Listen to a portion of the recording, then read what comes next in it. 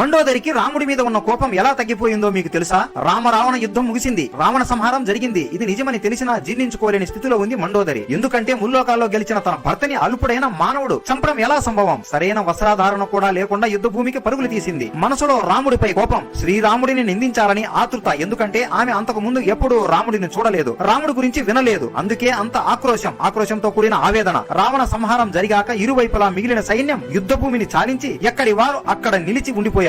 రాముడు కూడా ఒక బండరాయిపై కూర్చున్నాడు. సూర్యకిరణాలు పడడం వల్ల తన నీడ దూరంగా కనిపిస్తుంది. అదే సమయంలో దూరం నుంచి వస్తున్న మరో నీడ కనిపించింది. ఆ ఆకారం చూస్తే అది శ్రీమతి నీడ అని శ్రీరాముడికి అర్థమైంది. ఆ నీడ తన నీడకు దగ్గర పడుతుందని గమనించి టక్కుని లేచి పక్కకు తప్పుకున్నాడు శ్రీరాముడు. శ్రీరాముడిపై అంత బాధతో కోపంతో ఉన్న మండోదరి ఆ సన్నివేశాన్ని చూసి రాముడి వ్యక్తిత్వం ఎంత విలువైనదో అర్థం చేసుకుంది. ఆ ఒక్క సంఘటనతో రాముడిపై మండోదరికి ఉన్న కోపం, క్రోధం ఒక్కసారిగా మాయమైపోయింది. ఇప్పుడు అందరూ జై శ్రీరామ్ అని కామెంట్ రూపంలో తెలియజేయండి.